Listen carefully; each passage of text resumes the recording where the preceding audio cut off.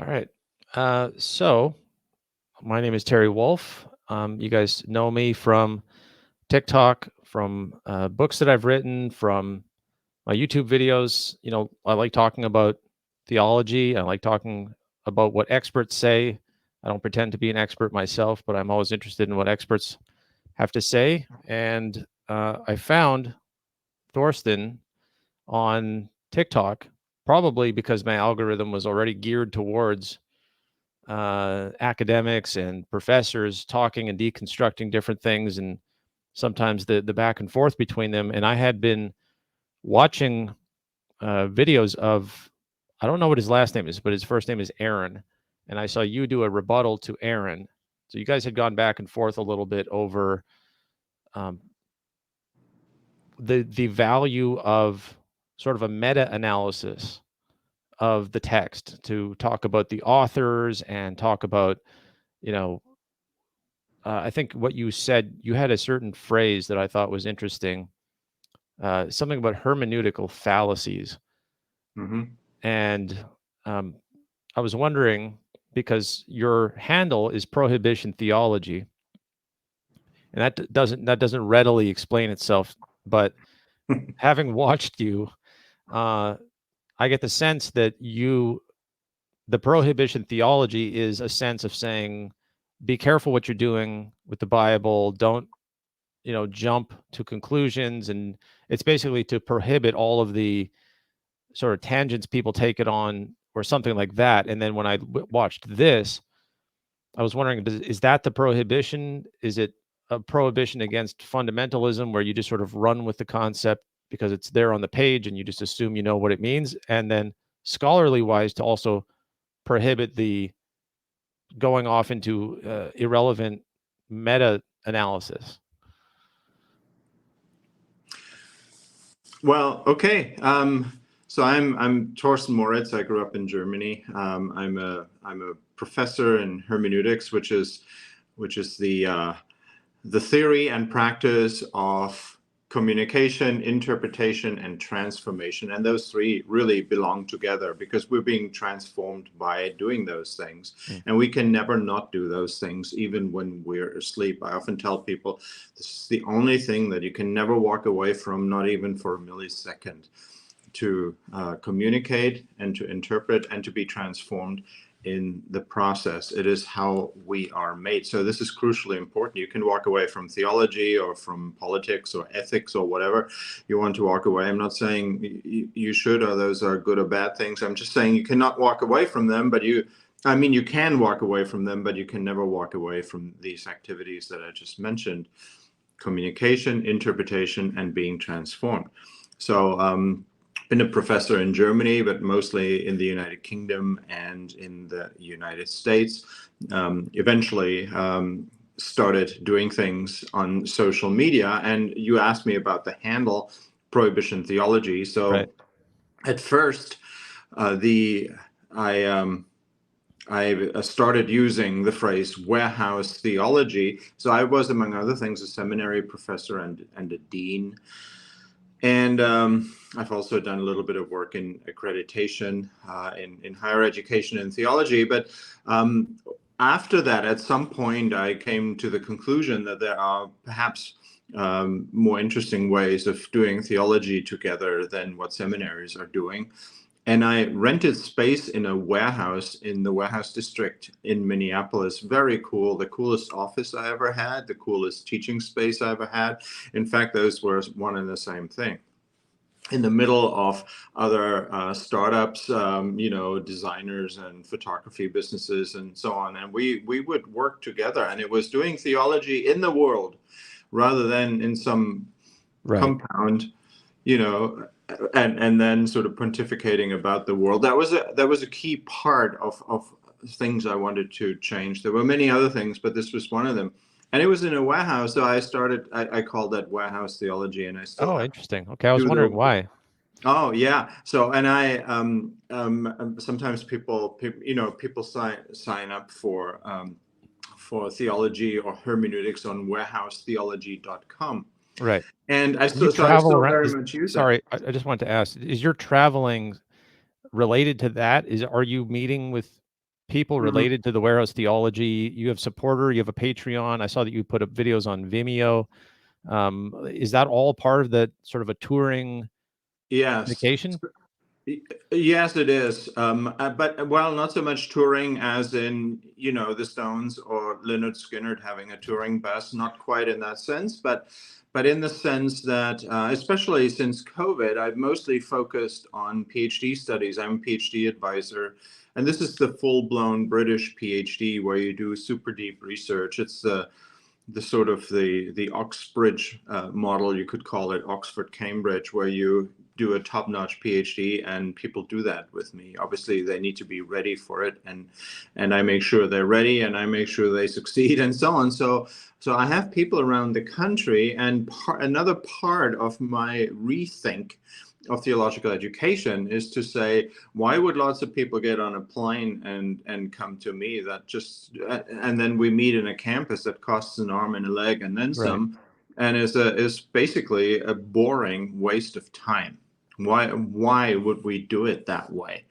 And 52% of higher educational fees that people pay and get loans for and whatnot go towards the maintenance of that. That is just ridiculous. So I started flying to people, and then COVID hit, and I couldn't do that for a while. So I found other ways of traveling, including actually driving quite a bit and seeing the country. I mean, I'm German. I live in the U.S. I've been to every state multiple times, and it's amazing what I've seen. So that gives you an idea of how this connects. But I need to answer your prohibition theology question. So it started with warehouse theology, and there is that website, warehousetheology.com, which is mine. But I did realize at some point a number of things. One of which was people often misunderstood the warehouse in warehouse theology. So some have said, like, why didn't you call it theology warehouse? And I realized that they had this notion that this is like a warehouse stocked with theology, Yeah. and you could just go like with a forklift and a sort of an intellectual forklift and just grab what you need, in C23, 4 layers up or Right. something. Yeah. And that was not what I had in mind. Now, one of my students, actually in this case, it was actually a prospective student. He had this idea that I should go on TikTok, and I had no interest in going on TikTok. But he sort of talked me into it, and I said, you know what? How about you do the work? I'll give you content. I'll give you whatever you tell me. And he said, well, 3-minute videos. Anything you want to do. And I said, all right, I'll do that. Let's do that for 2 weeks. And if I get whatever number of followers, it was half joking and barely serious. I said something like, I'll give you 2 weeks or whatever, and you do the work. And if people want more, I'll give you another 2 weeks, and we'll see how it goes or something. But yeah, so I'm not sure taking off is quite the right term, but yes, there I mean, thousands of followers, which is more than I ever did on Facebook, partly because I never focused on these things. I was very random in my my posting to social media. I never chased numbers of followers or anything, but in TikTok, it seemed to quote unquote work. And my handle there and on YouTube, which I use mostly as a parking, or actually a facility for the slightly longer videos. Vimeo is just for me to put stuff that I can then link to other accounts and so on. So there's much there, but my handle is Prohibition Theology, and the reason I called it that, it's kind of, if you will, a sort of a function of warehouse theology, which is the bigger thing. The reason I called it Prohibition Theology was not to make a statement about what people should do or how they should do it or whatever. It was actually a statement, and it continues to be a statement, about the kinds of things, about the fact that in theology, we need to be free to be things and do things and say things and write things that institutionalized Christianity may not, let's put it politely, uh, encourage us to be and say and do and write. Okay, so in that sense, so this is not an argument, for getting hammered or whatever, because prohibition theology was obviously about alcohol. It is Mm. just I borrowed that entire symbolism, moonshine, Oh, so it's more like a reference to an prohibition. underground sort of Hmm. system. That's right. Speak easy, moonshine, prohibition, I see. and whatever people think of alcohol, and I use it in moderation. That's not the issue. The issue is we need to be free to do these things, and the institution will never, or institutions, and Christianity. Let's face it. It started as a as a raw movement, Oh yeah. a sort of earthy movement, a hippie-esque movement in some ways. I'm not talking about the theology. I'm talking about its sociology, For sure. and quickly. People institutionalize themselves within 100 years of Jesus, and the things become a religion. And religions don't have a habit of letting you question and do stuff that you actually need to do, holding your feet to the fire and so on. And those are exactly the kinds of things that I thought should be happening. And prohibition theology was just perfect for that as a handle. Excellent. Okay, well that clears up all the questions around the warehouse theology. I was going to ask about that too, and but when I do watch your content, and I find too that TikTok was something that I didn't expect to take off, and there just is a community there that is interested in this kind of stuff, however small it starts, and then you start talking with people in the comments, and then it leaks over, and people start linking to each other. And I found that TikTok is one of the most successful ways of trying to Mhm. communicate and just get involved with people. And um, I've had so many good discussions with people that came from some background I would never have expected, and we just stumble across each other, and that's why I reached out to you, and I wanted to have this discussion. Is your background being so well educated, in such a good situation for giving perspective to the academic world, which is why I thought it was very curious the way that you approached other academics on TikTok, and Mhm. sort of very seriously, challenge them to, it sounded like, to be more relevant, but I'm not sure if there's something even deeper there. One of the questions I had for you was, like, on a scale of 1 to 10, how dangerous is the way you see scholars sort of meandering or doing the meta analysis instead of focusing on the substance of the text?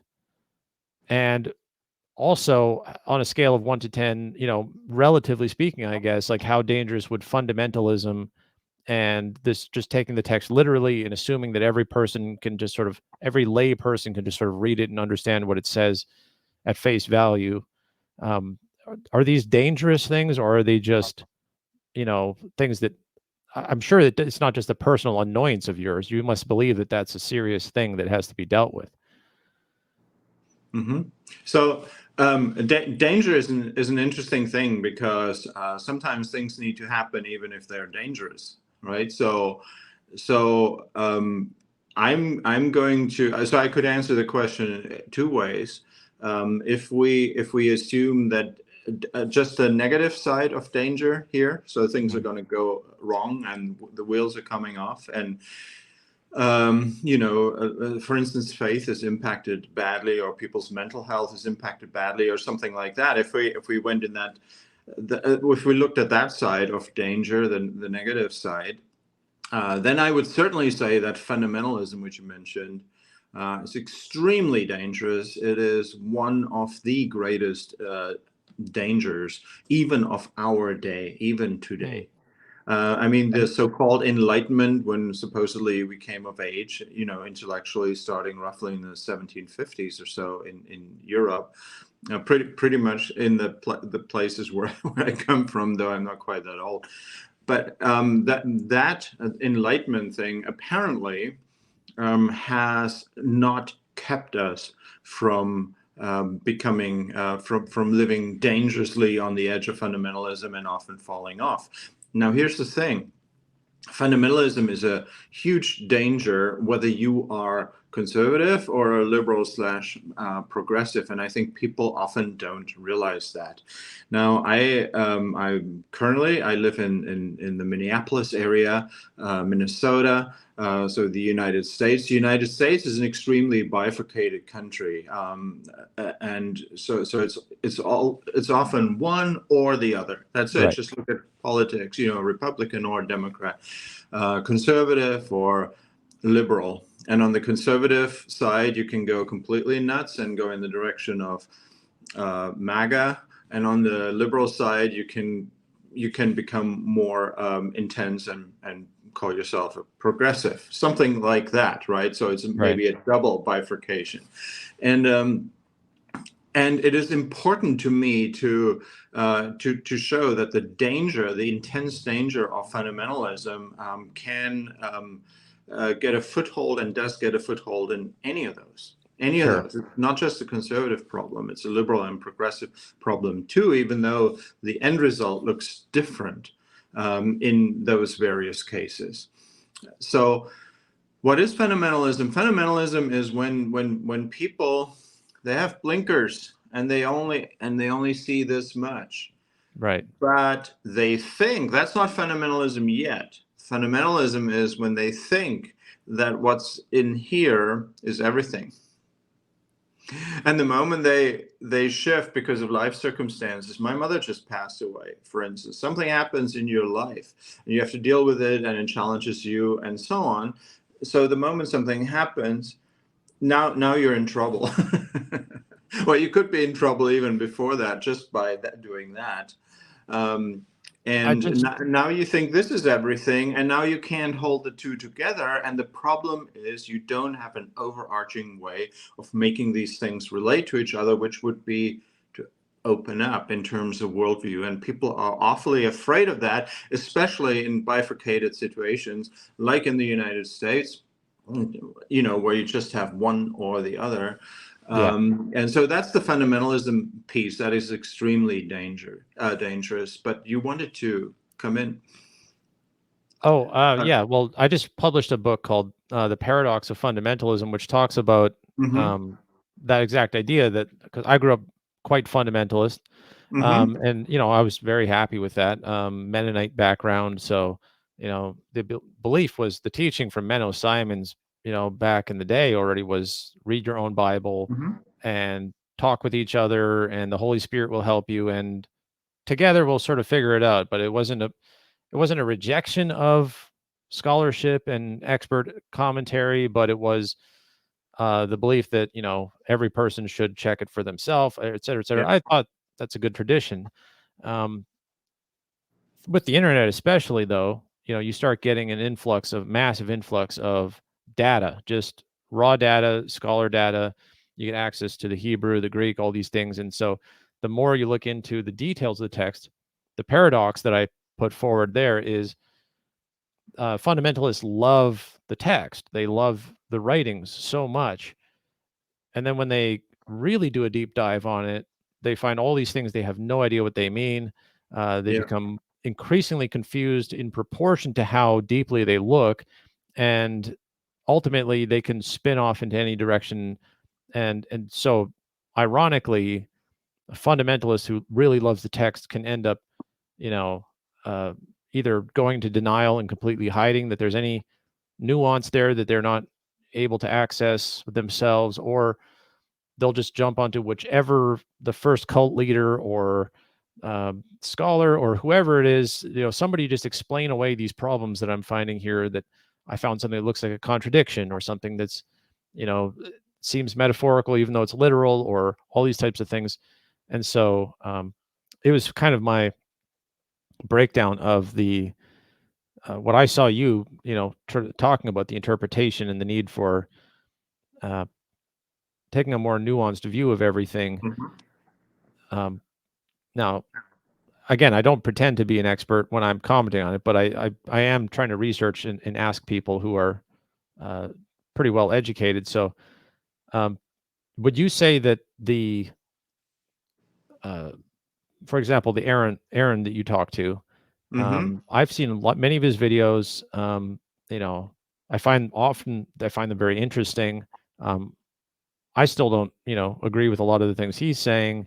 When he picks a specific topic and he starts breaking it down, it feels to me like, I want to be more conservative with the interpretation.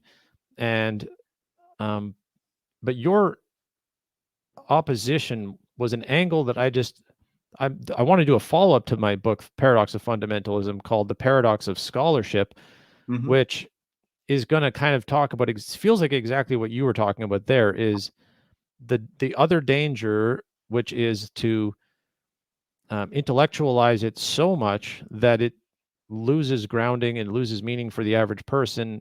Obviously, you are actually trying to visit real people and get them to do deep studies on these topics. But uh, I guess, where would you comment on the danger of the scholarship as opposed to the, like, fundamentalism?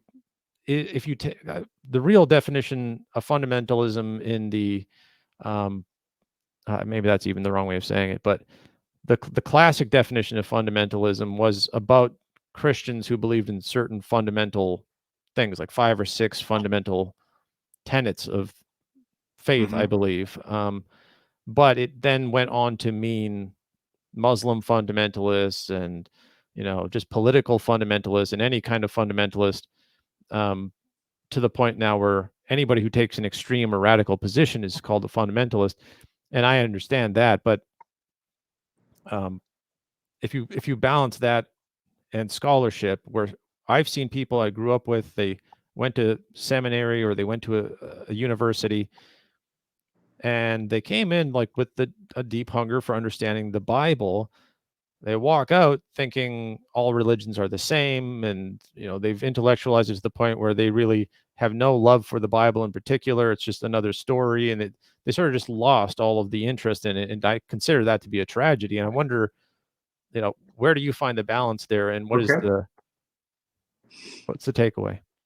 Yeah. So I see mostly two things in your question. One has to do with the scholarship piece, and the other one with what you just said about students who go and study, and then they sort of come out a different a different person. And the reasons are connected, which is presumably why you raised them together. So the scholarship thing first, and this is one you had already asked me about, and earlier we didn't quite get to that one, so I'll go with that one first. So this guy that you mentioned, he's a scholar. There are not many scholars on TikTok in the area of theology. There are a few. There are people who call themselves scholars. I'd be very careful about that as a consumer, if you will. Right, sure. But this guy, Aaron, and by the way, I did not. So he's a scholar. I don't know if he teaches anywhere or what, but he calls himself. He says his PhD is in hermeneutics, which is this thing about communication, interpretation, transformation. That's my explanation of it. That is my area very much. So I was quite excited to see that. And yes, he has a different take on various things. He's what you might call a historical critic. So there are ways of focusing on historical background and linguistic background of the Bible, for instance, and you can do that there's that bifurcated thing again. You can do that in a more liberal way, that would be him. You can do it in a more conservative way, that would be people who don't refer to historical criticism, but evangelicals, for instance, refer to what they're doing as a sort of what do they call it? Historical, grammatical, historical grammatical, or grammatical historical method as a kind of answer to historical criticism and so on. I stay away from those labels, because once people label themselves in that way, they're already in trouble. And that's a whole other thing. I'm not going to go there now. But anyway, he's what you might call a historical critic. Now, I did not set out to be in opposition to him, this guy, Aaron. A something H Bible, I think is his handle. I noticed him before on TikTok. I noticed another scholar who got in TikTok very early, and he's got a huge amount of followers, who's in many ways very similar. Also a historical critic, formerly a Mormon guy. I think he's That no must be longer Dan doing that. McClellan. Yes. And I have, the way I approached this whole thing was in the kind of manner, on TikTok you can stitch people. You take a little bit of a video they did, show it, and then you respond to it. Or if you use something like Final Cut Pro, you can chop it up and just do a whole, respond to multiple things bit by bit. And that's how you respond to people. One of the ways, other than just comments. And they call it stitching. And I never stitched other scholars. For me, it was maybe I'm old-fashioned. It was almost a sort of an accepted code kind of thing. You don't do that. It felt a little bit like doing your dirty laundry out in public or something. And that's not a serious argument I'm making here. I'm just saying that is how it sort of felt. So I didn't. But he commented on something that I said, and that ran right across, it cut right across the kind of things he did, even though I did not mention him per se. Oh, I see. But I think his followers saw this on my channel and then took it to him, and eventually he responded to me and he critiqued me, and that was in writing in the contents. That's totally fine. I love that. I mean, it's through disagreement, respectful disagreement, or a balance between agreement and disagreement, that we make progress, right?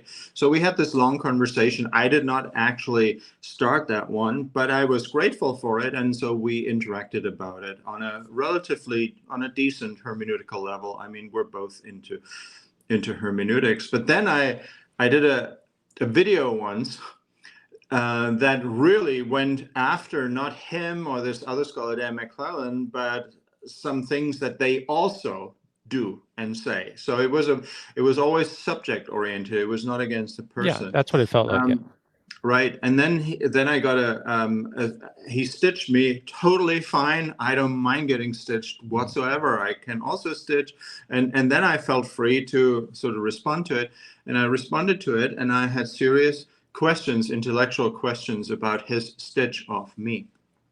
And so I responded to that, and then there was a whole conversation in the comments after that. And that whole experience, I absolutely stand by the stitch response that I did, as I do in terms of the how I responded to comments to him in the comment section.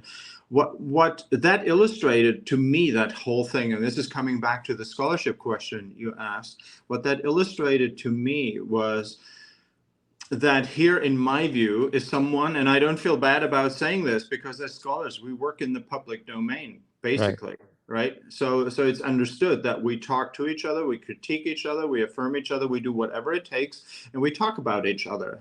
We're scholars, we publish. You can't write books and not expect, and expect not to be challenged. So anyway, having said all that, so what worried me about that whole situation was that I didn't think he understood hermeneutics. And so I laid out what I think was missing and is missing, especially someone who says in the profile that he's a hermeneutics person.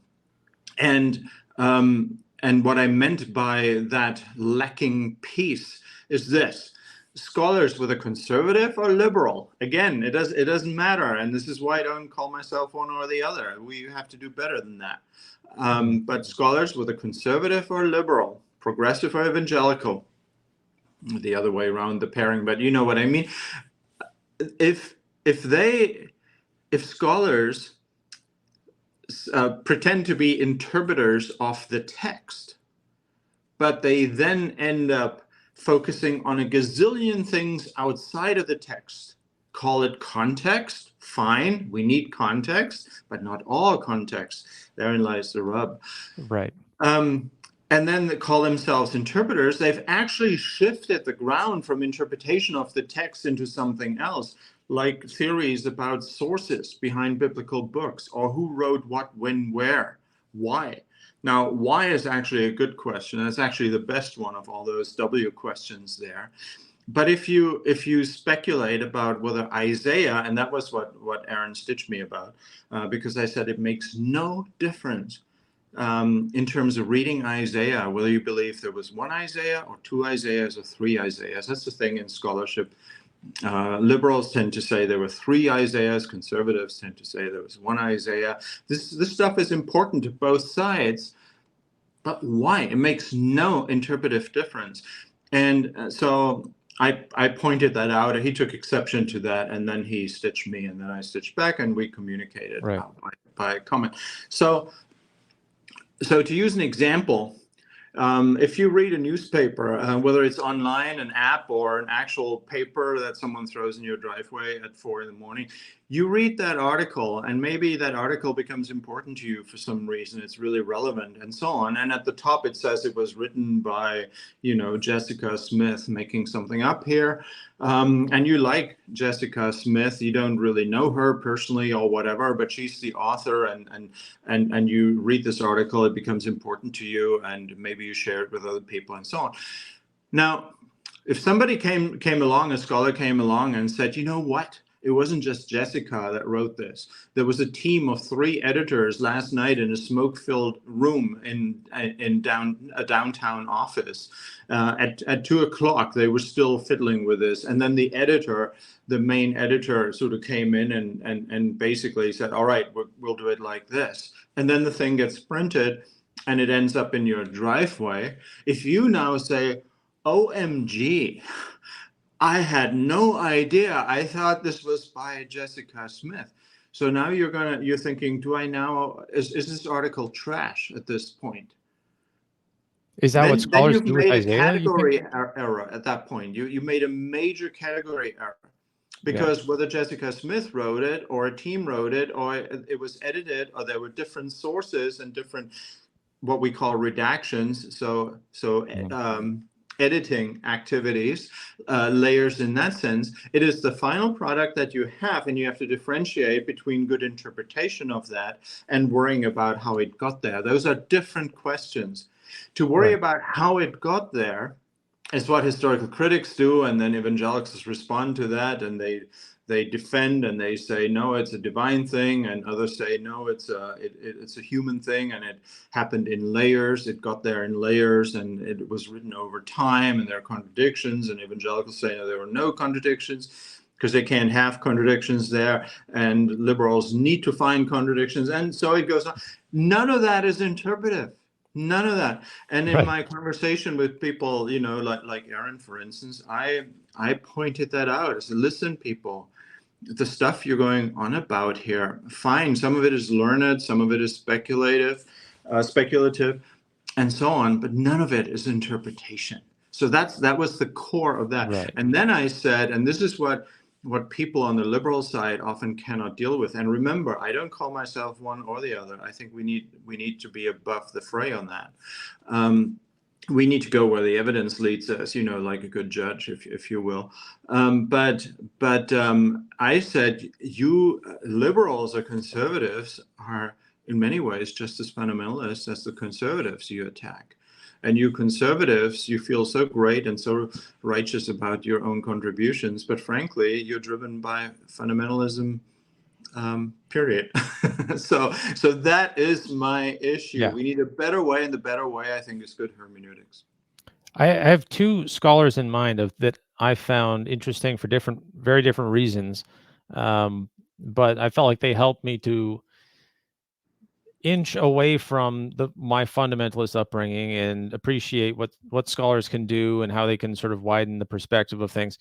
One was Michael Heiser. I'm sure you're familiar with him.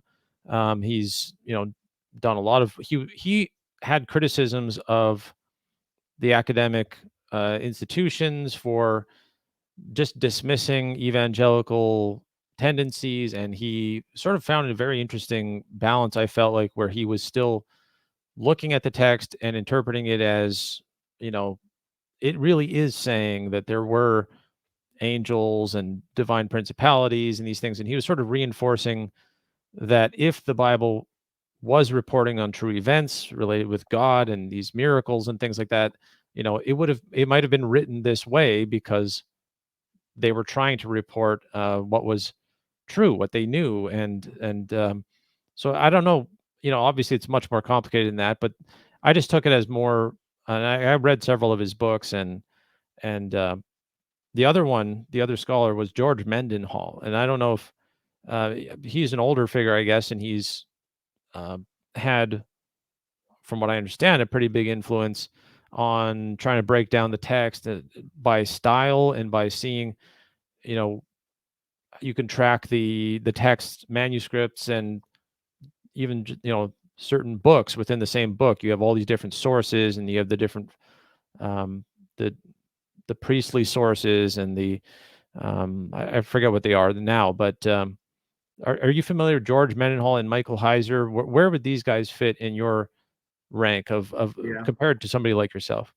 So I have come across them. I'm not a user of them, and the reason has nothing to do with their work per se. There are a number of reasons. If you asked if you took someone outside of theology, a neuroscientist, for instance. I'm very interested in that world. I think as theologians we need to be, and it's absolutely fascinating. But anyway, if you ask a neuroscientist like what they think about each other, you will find that they know each other, but Right. they don't necessarily use each other. Why would they? They're all neuroscientists. It's not, and maybe at different levels. Some are more research oriented. Those are the ones I tend to gravitate to, and others are more like practitioners, the sort of neurologists in the sense of practice. But they don't feverishly check each other's stuff. At least I hope they don't. I Right. Yeah. hope they have a research bone in them and they're able to kind of move the discussion forward and not just kind of I glance kind of see it. Correct me if I'm wrong, sideways. because I actually do want to understand the mentality. Is it feels to me like it's like a sport, and there's a game happening, and there's teams, and people are playing on different teams, and then they end up making contributions, um, to their team's side. And then when one guy scores a point here, then the other ones have to quickly try to score a point there. And it feels like there's almost like a competition within the academic world to progress certain narratives, and then they're basically not, maybe not actively collaborating with each other, but there's an awareness, Hmm. and so it's not that you wouldn't be a student of other academics. Of course you are your own academic, but um, to what extent is that actually happening, and to what extent does it just look that way when you're sort of trying to look up the arguments? So all of the above is happening. I mean, there are. We almost have to differentiate between people who these see themselves as working at a meta level, not meta being better necessarily. That's a quality question. I'm not talking about that, but meta in the sense of interdisciplinarity, who are kind of making connections between here's cultural anthropology, here's theology, here's neuroscience. They all need to be talking to each other, and suddenly you're three-dimensional. You're not just creating like a sort of a blueprint for a building. You're actually building the thing. You can actually now walk into it once it's done. There are people who work on that level. Then there are people who work at the level of comparing blueprints, but they never build a thing. Mm. And then there are people who build stuff, but they never do the blueprint, and the building looks accordingly. And then there are the followers of all of the above, and they all behave a little bit differently. So there's no one answer to your question. For me, life's too short to pay attention to everyone. And because then you're just hovering. It's just like you're just floating. You're just like you're in the water, but you're floating and you're looking around, and it's all fun. It's like on vacation or something, but you're not swimming anywhere. You're not moving. So you could spend your whole life doing that, and I try not to do that. I have thousands and thousands of books in my house in theology, but I'm not going to spend a lot of time just reading around there if I can instead get on that hermeneutical search, which connects, not so much even connecting people, but connects issues.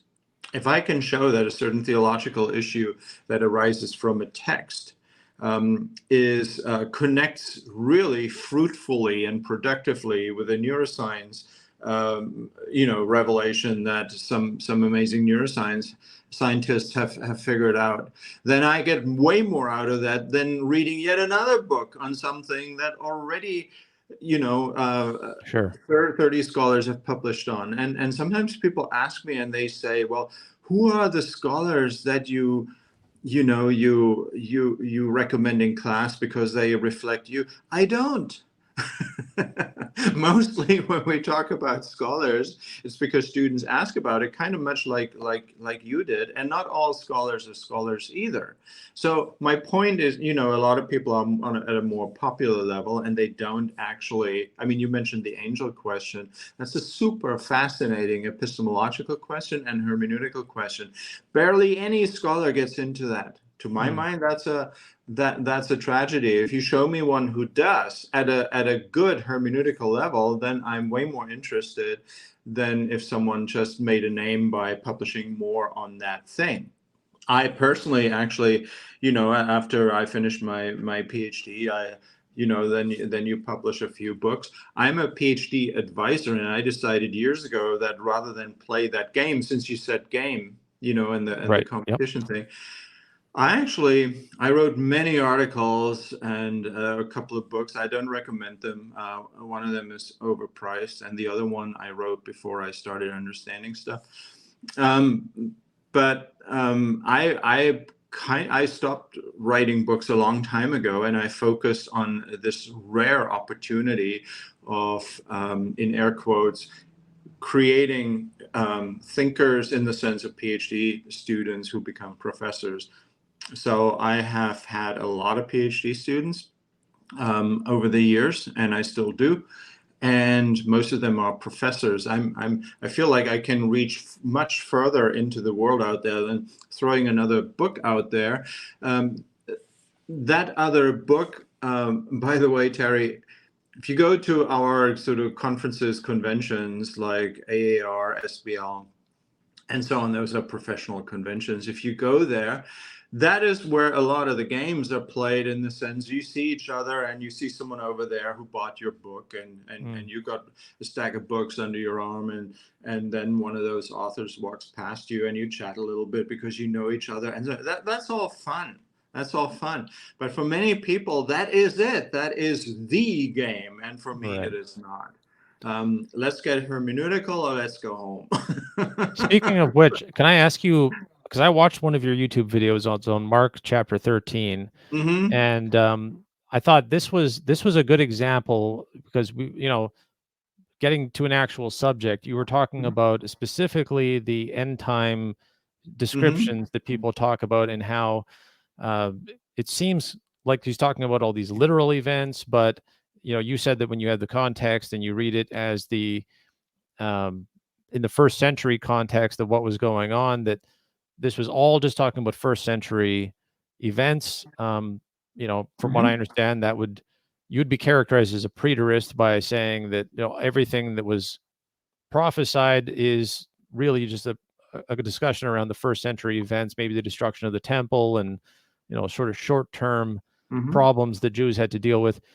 Um, so one of the questions I had, because I never know where, it sounds to me like you're just going to take this position of everything and that was ever predicted in the Bible and the prophecies has already been fulfilled, or it was never meant to be looked at as a particular fulfillment anyway, Mm-hmm. just sort of commentary.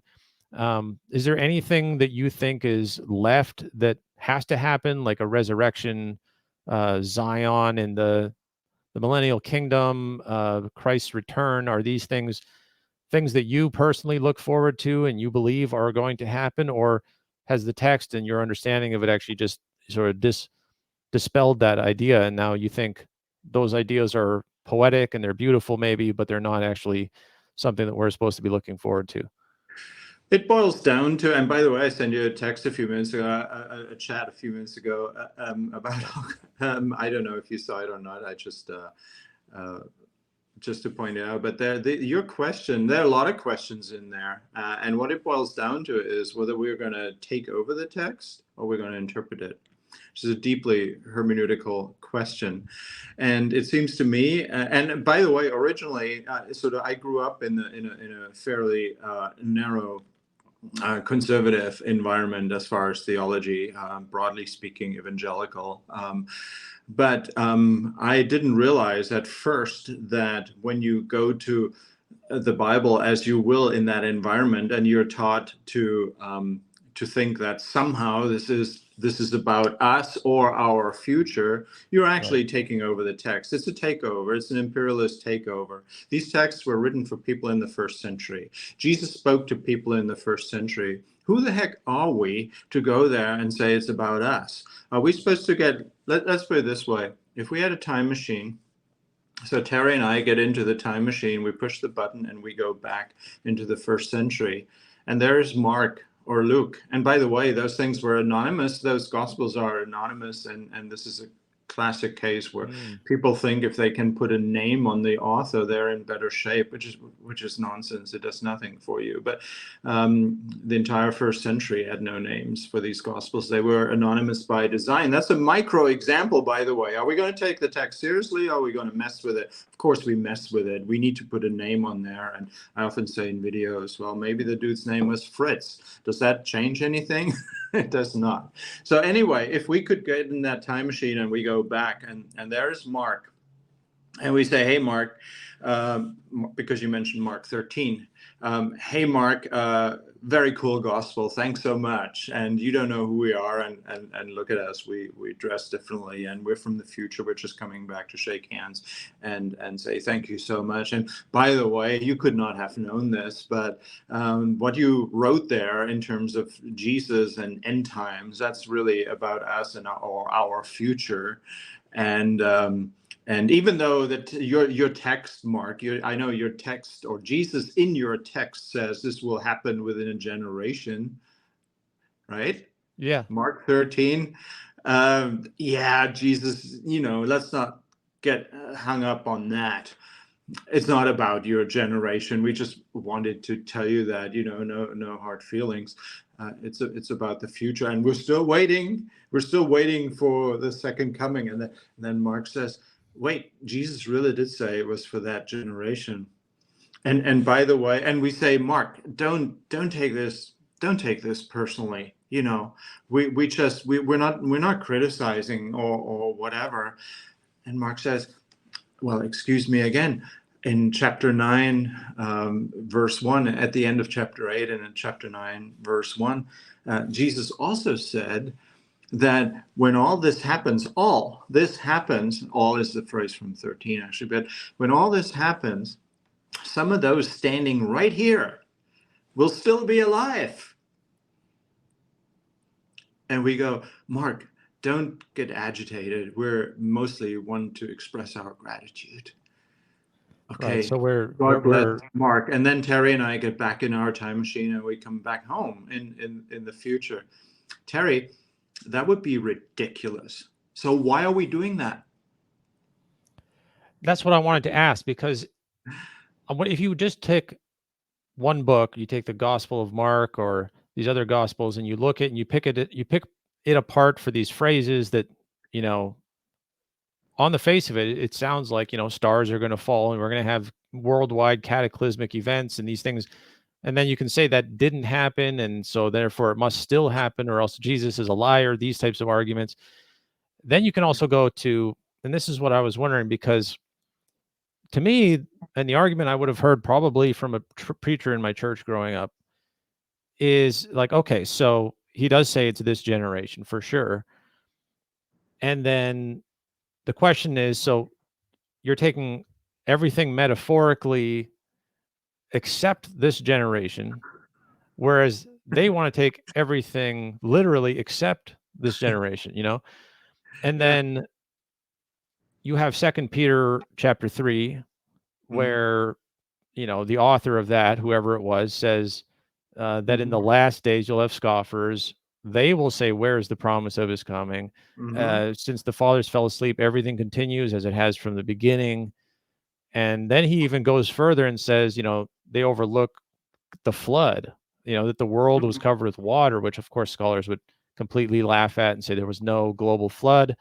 And so, like, here you have a different book in the New Testament predicting and anticipating that in the last days, whatever the last days are, there are going to be people who make that exact argument that everything is just continuing, that they don't believe that there's going to be a literal fulfillment. And he calls back to a flood, which of course also he even says it's the present heavens and earth are reserved for fire, being kept for the day of judgment and the destruction of ungodly men. That argument sounds like it's weighing the balance into, oh no, this is actually future events that he's talking about. And whoever this author of Second Peter is, for at least, is saying. And that's a big mistake, because the whole point of Second Peter, by connecting the fire language to the flood language, which, by the way, on the metaphorical level in those days, both meant the same thing. They meant destruction, but in the sense of purification. That they both point people back from Second Peter, not forward. That is a classic example of a huge interpretive train wreck. So Peter makes a connection to the flood. So you go back to the flood, and instead of worrying about literal, whether that was literal or not, and scholars, what they say about that, if you actually interpret the text, it was clearly, the point of the text was clearly that creation that was in trouble is being purified by God. So that was the point of the flood. Okay, it's a sort of a mix of judgment and purification. And you find that time and again in the Old Testament. You go to Isaiah. Isaiah gets called in chapter 6, Isaiah 6. And God speaks to the prophet and says, I want you to talk to the people. Christians come along and they say, oh, and then Isaiah predicts Jesus later in the text. Well, and it's good news. I'm sorry, read chapter 6. There's no good news. Isaiah says to God, I basically, how long do I have to do this wretched thing you're asking me to do? The wretched thing being that God says to Isaiah, tell Israel they're in trouble and they're going to be in exile again. But then eventually they'll come out of exile. So these things are temporary things. The flood was never meant to be the end of the world. It was purification of the world. And you can argue about did it happen literally or not, and so on. Let's do interpretation first before we argue about that stuff. You find the same pattern again and again throughout the Old Testament. Christians come along and they say, A, it's not about them, and B, it's about eternity, and it's about the future, C. That's a train wreck. That is an imperialist takeover of the text. We need to decide, are we, especially people who say, hey, this is God's word. Well, then are we going to take it seriously and interpret it, or are we just going to take it over in an imperialist move, basically? And evangelicals are as good as anyone. Liberals have a different way of taking over the text. You break it down into sources and you sort of beat the heck out of it in some ways. Instead of interpreting text, evangelicals keep the text together, but then take it over, and now it's about them. So in Mark 13, for instance, my point about Peter is Peter does his best to point us back to the flood, and we do our best to treat it as if he was pointing forward to us, which raises the question, why the heck would he have written this to them in the first place if it's got nothing to do with them? But Mark 13, there is literal and metaphorical. It's weaving in and out throughout the text. The issue with evangelical readings of Mark 13, I barely want to call them readings, and I come out of that environment. I grew up in that environment. But the issue with those readings is, and this is partly what my YouTube video is about. I made that video in response to someone on TikTok who pretty much asked me to do it, so I did it, and it's on TikTok, Prohibition Theology. And I should be doing more of that, and I will, those kinds of videos. But so that people see the actual practical impact of Right. this, because it's massive. And so in Mark 13, literal, metaphorical, it kind of goes back and forth, and evangelicals have a habit of getting that exactly wrong. The literal is now metaphorical, and the metaphorical is now literal. Terry, it is comical. It is comical. So let's take the example of which one did you mention earlier? You said about the stars falling from the sky, for instance, right? So there's that section in Mark 13. What is it? There's a little bit of Daniel, a little bit of Isaiah. It's basically in verses 24 through 27. Okay, so two Old Testament motifs, quotations, and so on. So the Isaiah part of that, in terms of the stars falling from the sky, did that happen or not? So Christians say, well, they're still there. I see them. I can put an app on my iPhone and it's going to tell me which star is what. You just hold it up and it's amazing. Those apps are amazing. That's what evangelicals do with that text. So they say, step one, it didn't happen. The stars are still here. Step two, it's about us or our future. And we're this close now, just like everyone else, Right.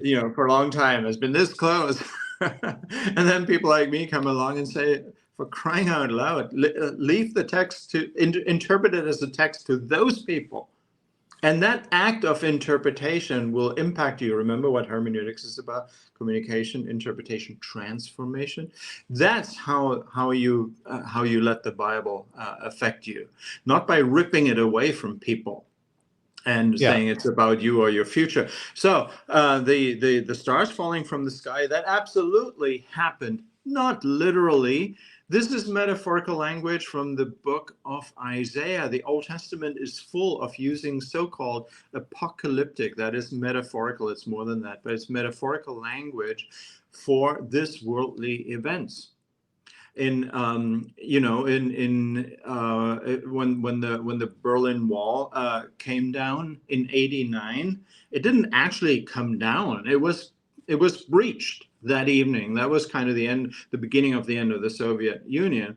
I'm German, and we actually flew back to Germany from England just to be there. It was amazing. But there was a newspaper headline. Tom Wright talks about this somewhere, another scholar. He talks about this somewhere. There was a newspaper headline in Germany, and translated into English, it says something like this: it's the end of the world. That wasn't literal. And the Berlin Wall did not come down literally. It came down over the years after that. But metaphorically, it came down. It happened. No one's going to wait now and no one's going to say the newspaper was wrong.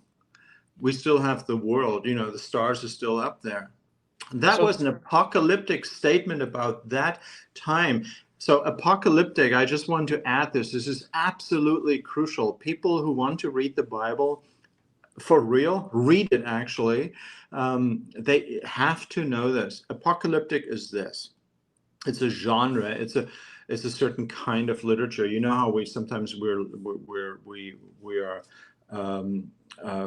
report, or we do poetry, or we narrate, or whatever, these different genres, and we use different words for that. I start saying once upon a time, and even a kid, if I talk to a kid and say once upon a time, the kid knows what I'm doing here. This is fictional.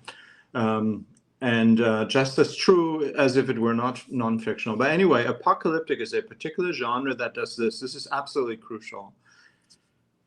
It interprets this worldly events, like Isaiah did at the time of Israel, way back when. Events in this time and space. It interprets this worldly events by looking at them through a filter or a prism with an M, that is transcendent, knowing full well that we are not able to see transcendently. We are not. People who talk about angels also need to remember that. We're still humans. Transcendent means beyond human. So apocalyptic is to use an otherworldly prism and look at this worldly events through that.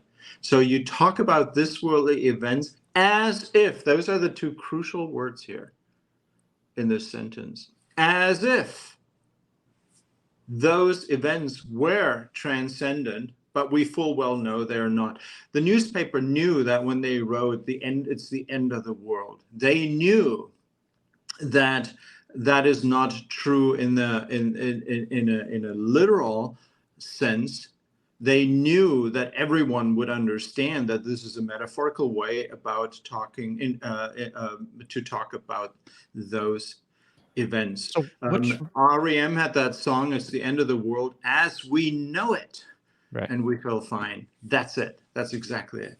So where do you think it starts to get taken as people basically forget what apocalyptic literature is, and um, what do you think that means if you like if I want to believe that God has a plan for his church and Mm-hmm. he gave us writers who were going to write and he had some part in inspiring them, whether or not it's the whole idea of directly writing the text, or not, if he had any part in trying to guide the church into the future, it would seem that things have gotten wildly off course and derailed very early on and then become a complete mess, and now we're trying to pick up pieces, and God has failed in some sense to preserve the meaning. If we were always supposed to understand this to be Mm-hmm. just metaphorical, archetypal language would be another way of saying it, that these are archetypes that we keep coming back to, the beast and the whore of Babylon and the stars falling, and these things are just sort of metaphors that never go away, and we could always apply them to certain situations and that kind of stuff. But you know, where do we go off track, and what does it say about God? And by the way, the beast thing, and you mentioned, if you were to mention 666 and all that kind of language in Revelation, which by the way is not an apocalypse, it's a letter. It's a letter in the genre of apocalyptic literature. All of that, a first century person would have understood perfectly well that 666, of course, refers to Nero. Okay, so among scholars, that isn't certainly shouldn't be, though there are some that have particular commitments that doesn't allow them to say this, or institutional commitments that don't allow them to say this. Remember Prohibition Theology. So those things that you just mentioned in terms of the beast and the whore and the horses and 666 and all of those things in Revelation, they actually come to life when you see how a first century person would have related that to their time. And once you interpret instead of that imperialist takeover, you're actually being affected in a way that is in continuity with the text. Transformation happens a lot through imagination. Our imagination, which we cannot turn off, I talked about this earlier, is that it can be informed or it can be misinformed. And Christians have apparently done their utmost for about 1900 years to misinform their imagination. Not everyone, but the institutions have, because institutions put themselves first. And when did we go off course was your question. I would say more or less around the time when Christianity, against the wishes of Jesus, who completely and utterly and consistently and all day long bypassed the institution, judged the institution. Right. In stark contrast to that, Christianity institutionalized itself starting approximately in the 2nd century.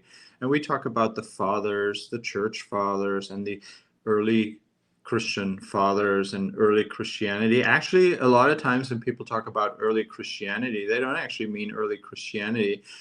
As a New Testament scholar, among other things, I like to use that word for the 1st century, Right. the age of Jesus and the beginnings. But there's been this subtle shift among many theologians and speakers and pastors and whatnot to refer actually to the 2nd century as early Christianity. No, I'm sorry, it is not. It's not about time, even though 100 years is a lot of time. We should account for that.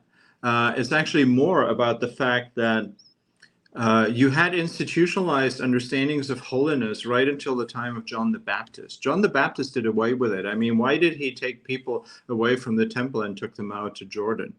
And why did he baptize them and do all the stuff out there that would normally be like water rites purification rites, would normally be associated with a temple. And he basically already says the heck with that. He doesn't quite use those words, but it's Yeah, pretty strong what he called the says. And wilderness, right? Like, Jesus really finishes that. And so John the Baptist is the hinge. And so the institution at that point is gone. We have, in the best sense of the word, I'm not talking about ethics and Woodstock festivals here. I'm talking about sociology, a hippie-esque movement that is non-institutional. People do their Christian life, their Jesus-centered life, where they actually live, not in some compound, not under some institution, not under church fathers or bishops or senior pastors or this or that or the other thing. I've always been puzzled by the fact that I just pointed out that,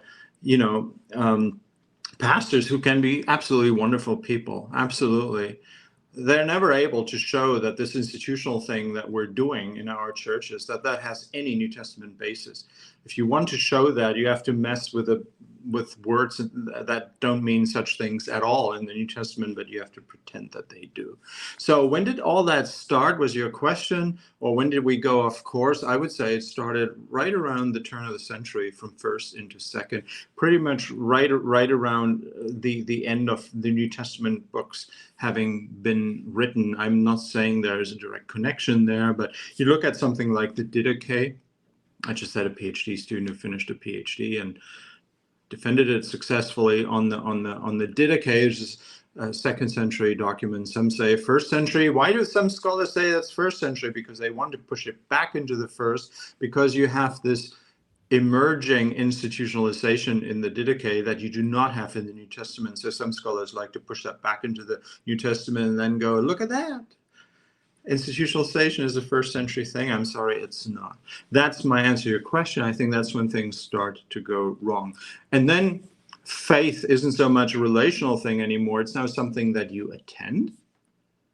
You go to church. You are not so much sure. You go to church, and theology gets mediated to you by some sort of authorities. And that is true even of churches that are not hugely denominational, that call themselves institutional. How many times do I hear this, that people say to me, oh, my church is different, the one I go to is different.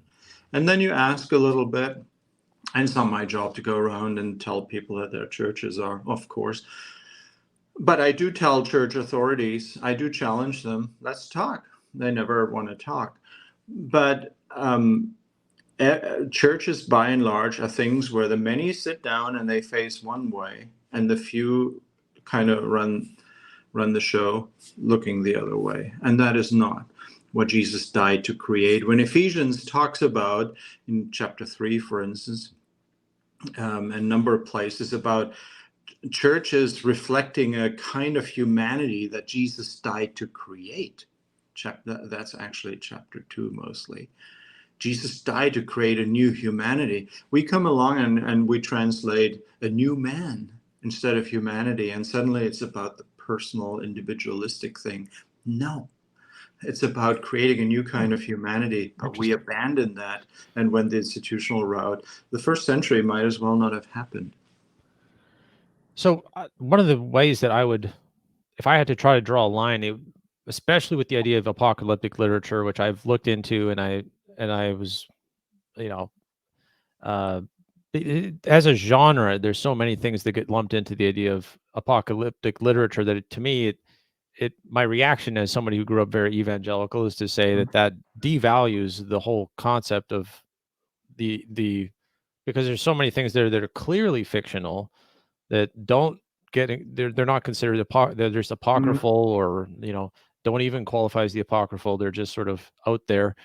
And then but it's all like this deeply Jewish Hebrew like tradition or Aramaic or whatever, but it gets to like this Jewish thing that builds on these metaphors.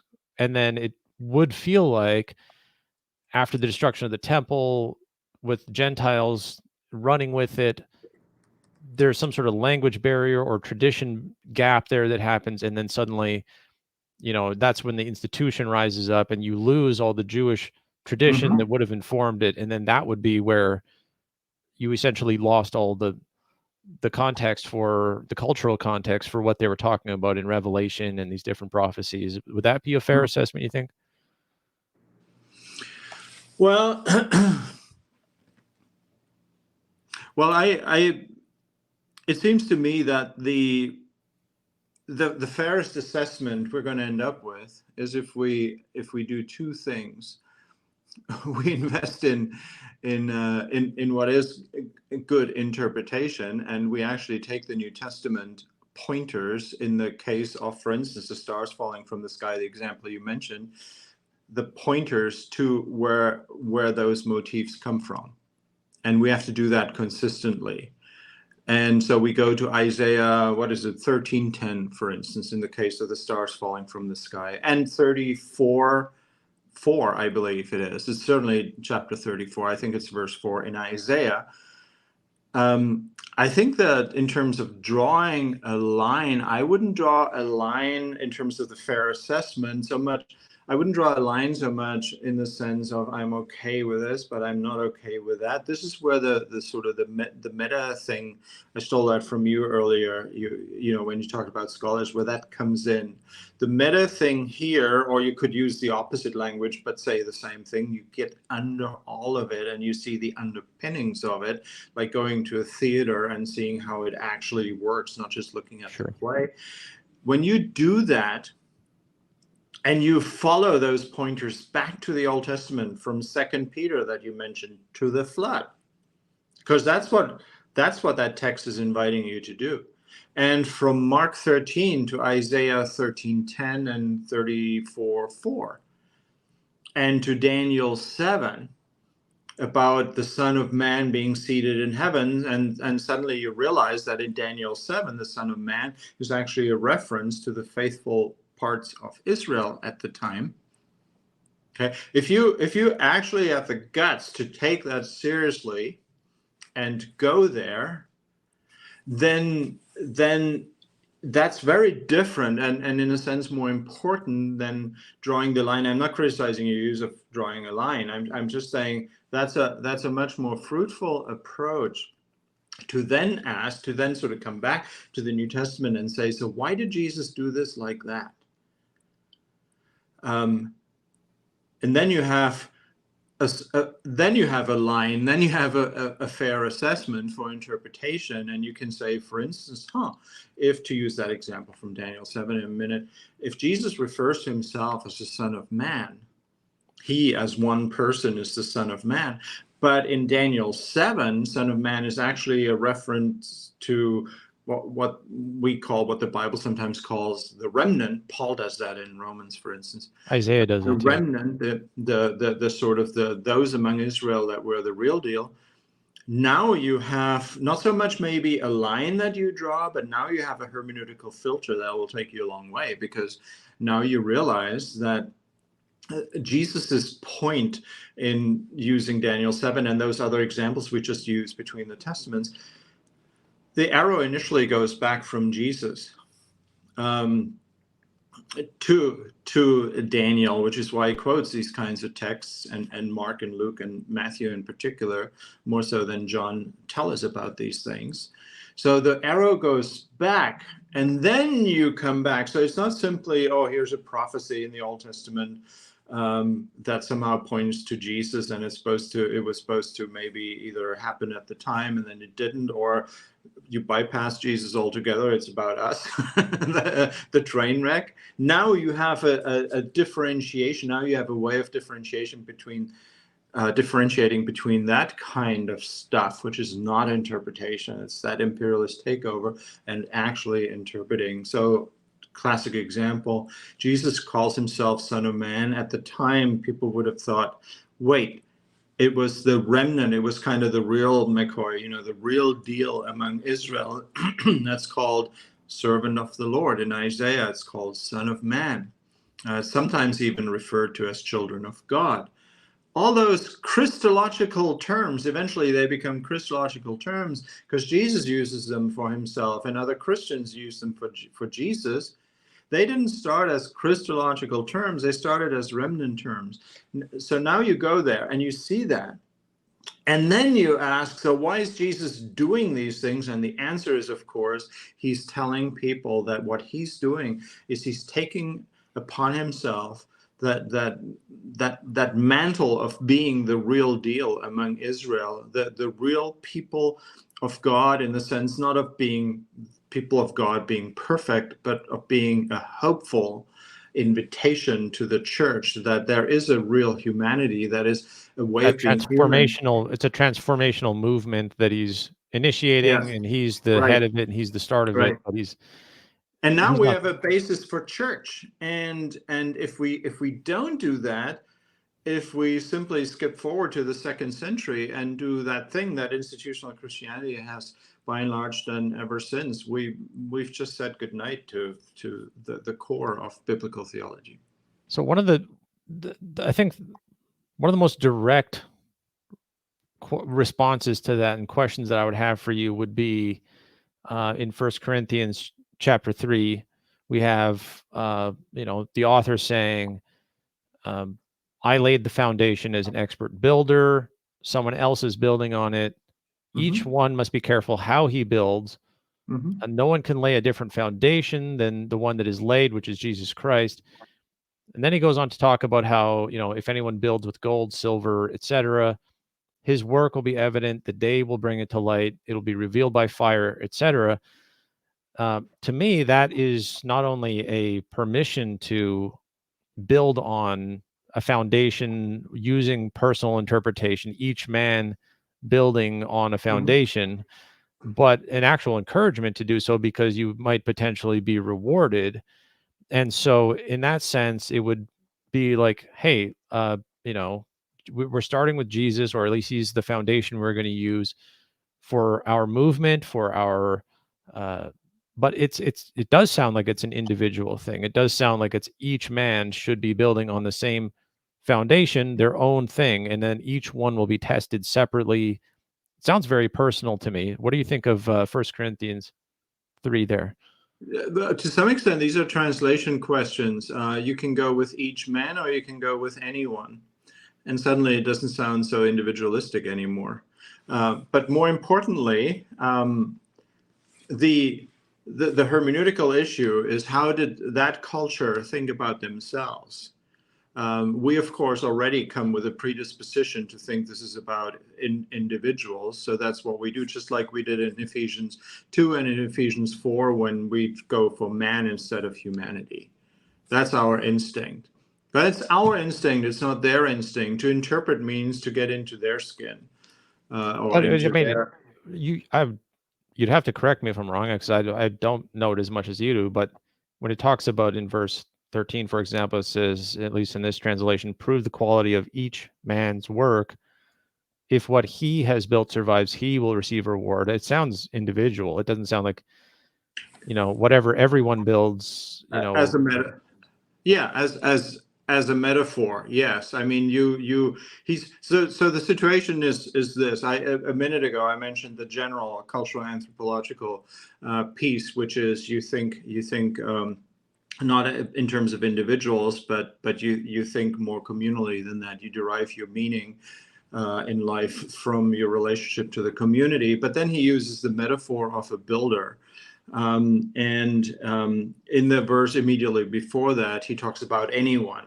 And elsewhere in yes. Corinthians, he talks about the responsibility that all have. And Paul is the guy who actually uses, I don't know how people realize that sometimes, he actually uses apostleship language and applies that language freely to everyone. So he might talk about apostles sometimes as if he were talking about individuals, like in Galatians 1 and 2, for instance. But he makes it super clear. In Corinthians, he does it, by the way, in chapter 15. I'm pointing at my laptop here. I just brought up the text real quick that you mentioned. He in 1 Corinthians 15, for instance, he talks about the resurrection, and he says, and then the risen Jesus appeared first to the few, and these three, and then there were the 12. He mentions the 12, and then there were these others, and hundreds of them. And then he says, and finally, he revealed himself to all the apostles.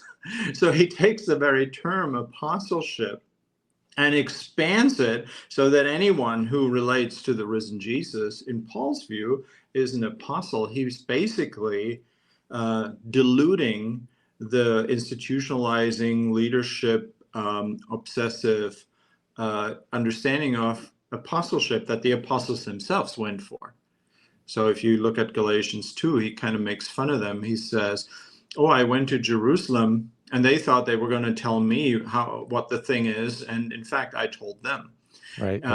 And who are the them? He says, well, the ones who are supposedly these amazing leaders. One of my favorite passages, of course, being somewhat, iconoclast in that respect. So my point is, once you interpret against the actual, the relevant wider context, what he's doing here is a similar thing to what he does elsewhere with the apostles. The difference here is in Corinthians, there were a lot of people in Corinth that threw out rather sort of extravagant claims, and he often quotes them. Paul often quotes them. This has landed him in trouble, because when people don't realize that he's often quoting, like in a diatribe, you quote and you respond, and you quote a virtual response and you respond again. He does that in Corinthians a lot, on at least somewhere between 9 and 12 instances. He quotes those people who should build on the foundation that Jesus laid, but they actually don't. They built their own foundation. And yes, they were individuals who tried to rise above the community. So Paul quotes them, and people, if you don't realize when he's quoting, because in antiquity you don't say I'm quoting, you don't use quotation marks. They didn't use commas and periods, let alone quotation marks. If you don't realize that, people often take stuff in First Corinthians as if it came from Paul, when he's actually in the next verse taking it to the cleaners. Like when he says, like, all things are lawful, for example, right? Or about women. He talks the way limitations are put on women. So in that sense, he's talking about individuals, but that is because those individuals are actually doing the very thing that they shouldn't be doing. Instead of building the communal foundation, they want to rise above the communal foundation, and become the leadership individuals, much like the apostles wanted themselves, the 12, which is why he has a problem with them in Galatians. So I think that is the context of this. So Paul is someone who admonishes communities, because he always writes in response to something. He doesn't write as a single leader. He writes in response to communities struggling. And then he uses that metaphor here that could be interpreted individualistically, but his theology is not that. He is simply referring to individuals who want to rise above the fray and make a position for themselves. And that actually did then happen strongly in the 2nd century onwards. What do we make of the reward, like the idea of the gold and the silver, and each one having its reward, and the fire that will test it? And is that just a sort of a straightforward metaphor? You think of the time will tell whose interpretation is best, kind of thing, and because they will have their own apostles and disciples that go on and teach better and attract more people to their teachings. It's just that's sort of the lesson.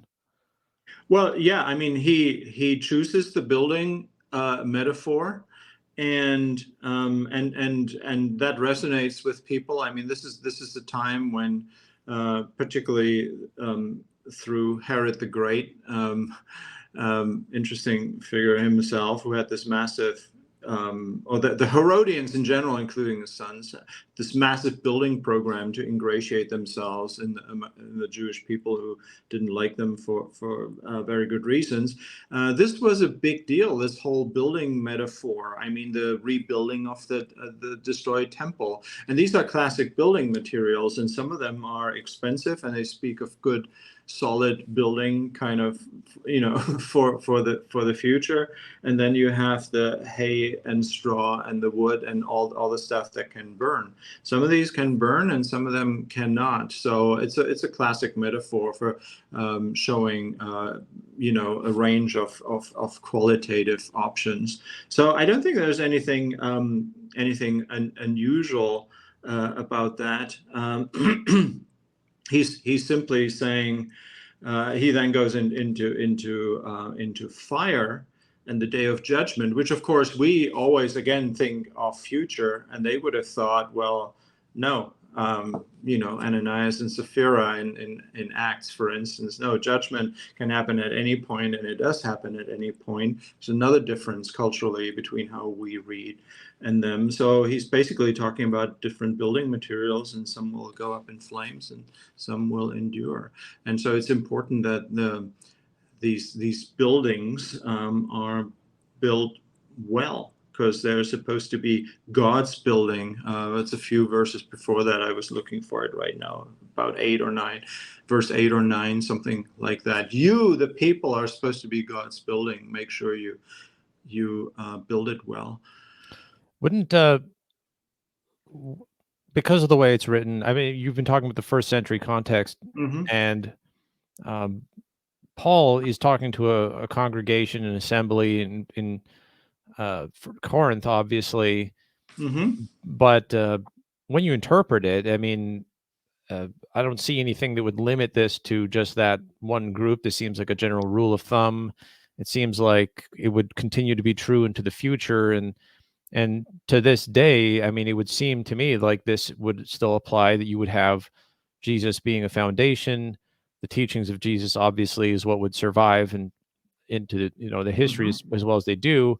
And then from there, whether it's an assembly, whether it's an individual, whoever it is, I mean, to the extent that fundamentalists, evangelicals, and sort of small churches that just sort of somebody decides to start teaching and they don't have any qualifications. I saw one of your videos on TikTok. You said something about the Bible being like a high-end sports car that people shouldn't be reviewing. I don't know if I quite understood the whole metaphor, but it was like they shouldn't be driving it unless they have a license, and they shouldn't be reviewing it unless they've driven it, or something like that. It sounded to me like don't almost like it would be better if people weren't just reading their Bible and interpreting it, because that's like driving a high-end sports car that you're not ready for. Well, so my first video, I think it was the very first one on TikTok. I think I used the example of a Ferrari, and you have and 3 different people win a Ferrari each, and we kind of see what they do with the Ferrari. And one of them is a mechanic, and he never drives the thing; he just takes it to pieces, and he meticulously stores everything and labels everything. And now we have 27,362 parts in his garage, but he can't drive the thing. He doesn't have a Ferrari anymore. He just has the perfect workshop for repairing a Ferrari. Then there's this woman, and she gets the Ferrari, and she doesn't know the stuff that the other guy does, but she just takes it out, and occasionally she clips a tree somewhere a little bit because she overdoes the corner or whatever, and she may have to go to that other guy who has the right part and who could actually repair it for her. But she's an actual interpreter of the Ferrari. That was my point there. He's not. He's like the historical critic. Right. She's the Okay. interpreter. She's the actual interpreter. And then there's another guy. He's an artist, and he takes stuff and turns it into other stuff. So he turns the Ferrari into some avant-garde statue. And now people drive past, or they slow down and they say, "What the heck is that up there? It almost looks like a car, but it's not a car," or whatever. So he created something else. So there are 3 different Ferrari owners, and that's kind of how I use the metaphor. I see. Now, the way Paul uses the metaphor, and this is the thing that I think we should be focusing on in First Corinthians, especially 3, where he's talking to people who want to engage in temple building. And Corinth had temples. So it made sense to compete and to want another temple. And he said, the heck with that, like John the Baptist. The heck with that. You are the temple. Jesus is the foundation, and you are the temple. And he actually puts individuals in their place. I mean, Apollos, it's not all about Apollos. Apollos only, what did Apollos do? He watered or something. You know, it's like this guy watered and this guy does this. So don't have fan clubs and reduce it to this individual or that. He actually puts individuals in their place. He puts temples in their place. That's the real story, I think, in First Corinthians. Excellent. Well, I could ask more, but I appreciate you giving me this much time, and we did get into some pretty great topics. Is there anything that you wanted to say to people who might check this out, and where they should go, what they should do? And well, in terms of where to go, well, people who are on TikTok, not everyone wants to do TikTok, but I've done a lot on there. Prohibition Theology is my account there. You can go there if you're interested in this and you want to do more. And doing more could mean anything from the kinds of conversation we're having, all the way to, like I said, I have PhD students too, and that of course requires quite a bit in terms of an entry barrier. But then I on on YouTube, I put some things on YouTube, including questioning how seminaries approach these things in the sort of some of these questions, and how perhaps we could do a better job at that. There's quite a bit of that on YouTube, and then I started putting videos on YouTube in response to things people ask me on TikTok. I'm going to be doing more of that. That's also Prohibition Theology. Former students on Facebook, I kind of hadn't done anything on Facebook in a really long time. They kind of said, we hear you're doing stuff on TikTok, and why don't you do some of that on Facebook? We're here, we don't want to be there. And so I just started doing stuff there. That's that account, I think that's just under my name, Thorsten Moritz, Moritz. So those are some of the places. And then in terms of sort of serious study of this, there are mostly 2 options. People can go to warehousetheology.com. What I do there is I put anything and everything hermeneutical that I produce on there. So people pay once. It's like for a lifetime membership. You're grandfathered in, you get everything, and it's in the member area of warehousetheology.com. That's really cheap in the medium term or long term, but initially it's whatever it is at the moment. It's like $950, but then you're in your set, and anything I ever do goes on there, and you get it. Patreon is different. Patreon is like a subscription service for artists, and you can subscribe there. You can start if you just want to see interpretation in action, where I'm actually taking Luke and Acts, the 2 parts of one book. Because New Testament doesn't have 27 books. It actually has fewer than that, because some of them are one book. So, some books in the Old Testament also one book. So you have Luke, Acts. I take Luke and Acts and Romans and Revelation, and I'm walking through those 4 as a kind of backbone of the New Testament, if you will. And that's one layer. That's something like, I hate talking about money. I'm a terrible salesperson, and I just answering your question about where can people go. That's for like $7 a month. People get sort of multiple interpretive bits of content on there, or you can go a little higher for another few bucks. You get that plus the move to theology. How do you move from good interpretation to theology? And finally, there's a higher layer still, which is again a few more bucks. That includes the other 2. And that one kind of steps back and says, so what did we just do? How did we do that interpretation thing and that theology thing? So that's really about hermeneutics and saying, this is why these other things just unfolded the way they did. So that's Patreon. Patreon.com /Prohibition Theology. Okay. Yeah, interesting. Yeah, maybe we'll get to have another conversation at some point, but Sure. I'm definitely interested in the arguments that scholars are making, that have made, and how we got to this point of, um, you know, fighting back against a lot of the suppositions and a lot of the fundamentalism that makes it so difficult to have a conversation with somebody who's never done research. All the best intentions in the world, maybe, but has never done the research, and they're just sort of running with the what they were told, with the traditions and with these types of things. And so I'm personally exploring that myself right now. It sounds like that's what you encourage, and to get people deeper into the text and the context and you know the interpretation, which I guess is kind of like putting it all back together after you've dismantled it. Almost, it's not good enough to just dismantle it and then say there it is. It needs to be put back together and put to use. So Yes, and can I just say very briefly one last thing here, which is this: my advice to people is not to choose scholars or thinkers on the basis of whether you like what they're saying. In other words, whether they largely agree and affirm what you already believe, because that's what we typically do, but rather go for scholars whom you can ask, whom you can invite to explain their hermeneutics to you. And if they can, you're in far better shape with them than if they cannot. And you'll be surprised how many scholars cannot, including seminary professors. I've actually written about this. I've done research on this. Hermeneutics trumps everything. If you get hermeneutics right, then the people who teach you that may not agree with you on some things, but you're getting way better. I'm not talking about myself here. This is not, I'm just general advice.